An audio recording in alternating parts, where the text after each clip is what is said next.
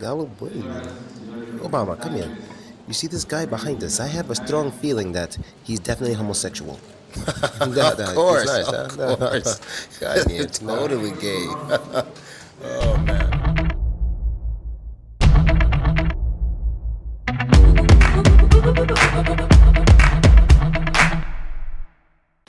Yo, what's up world? It's your boy Filochko here, and today I'm going to give you another lesson helping you to speak English quicker. Now, what am I going to teach you? Well, these things are basically, they're lessons in pronunciation. It's basically how we pronounce things. Not about how we write them down, because I don't want you to write these things down as I'm going to teach you to pronounce them, okay? This is pronunciation you can use with your teachers, with your friends, with your professors, anyone, even at work. It's okay to pronounce it this way, but it is not okay to write it this way, okay? So let's go. I'm gonna give you 3 ways to speak English faster. Why waste time? Okay. I have it written down on my computer, but you're seeing it over here. And just for a side note, if you're watching this video on your phone or something, you might not be able to see all of the annotations here, so it's best to watch this video from your computer where you can see the YouTube annotations, which are basically the words that I write. I edit it on YouTube, okay? Let's get to it. First one is when have. The word have is reduced to the pronunciation of av. For example, after words must, would, could, and should. So when we usually say must have, we would say must have. When we would usually say would have, we'd say would have. When we usually say could have, we'd say could have. And when we usually say should have, we say should have. Okay? And I'll give an example for each. Let's start with the first one. I must have known about Cyprus sometime in my past, but I just forgot. One with would have. I would have came here to Cyprus much sooner if I remembered the place was so cool, I guess. All right? Next one.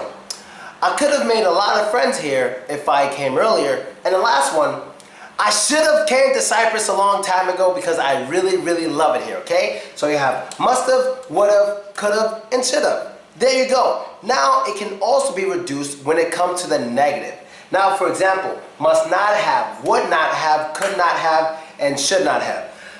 Now, when it comes to must not have, this one is not the same for everyone. So I'm not going to teach this one because we don't really say must have. Some people really gets it very strange. They use this one strange, but where I'm from in New York, we just say you must not have. You must not have. It's very, very similar, but not the same. You must not have. That's how we would say it. But when it comes to the other three, like would, could, and should, we would say wouldn't have, we would say shouldn't have, and we would say couldn't have. For example, he couldn't have stole my money. He wasn't here. Another example, he shouldn't have came so early because nobody was at the party.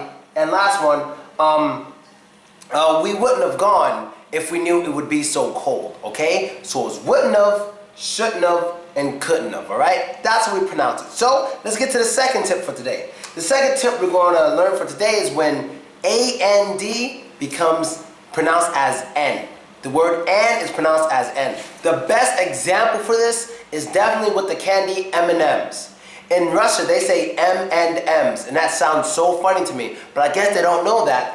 When we have, especially between two letters, when we have the word and in between two letters, that N is always an N, always. Or when it's in between two words or two names. For example, let's say I had a girlfriend named Lisa. When we write our names, we would write it and pronounce it as Phil and Lisa. Phil and Lisa. We wouldn't say Phil and Lisa. We wouldn't say Phil and Lisa. It's Phil and Lisa. Same thing with M and M's. We would say M&M's. M&M's. Let's try another one. Let's take the directions, right and left. We wouldn't say right and left, we would say go right and left. Go right and left. Now, I know there's no way to go right and left, but I'm just giving you an example, okay? Let's do one more. Right now, I'm wearing a hat and glasses. Somebody just say, he's wearing a hat and glasses. Now, you could basically say and as N when it's in between any two words. But sometimes when the word and is last in a sentence, I don't know how it happens, but some people do it. We don't just say N, we do say and. So a lot of times girls might get mad at you where I'm from, and they're like, yeah, I'll punch you in your face. And they kind of say and when it's at the end of the sentence. Now, if you want to understand what and means, I'll explain that some other time, okay? Now to the third and final tip. Now, this one is awesome. I found this one on the internet. I usually, when I teach, when I give you guys these videos, I know these things already. I just pay attention to them myself and I write it down. But this one I found on the internet, and I have to give credit. I'll put the website and the link. But this is when the T is pronounced as a D sound. And when is it pronounced as a D sound? Well, whenever it's in between two vowels. Whenever it's in between two vowels. For example, that's a great idea. Now the T in a sentence, that's a great idea, is between two vowels. So how would we actually say it? That's a great idea. That's a great idea.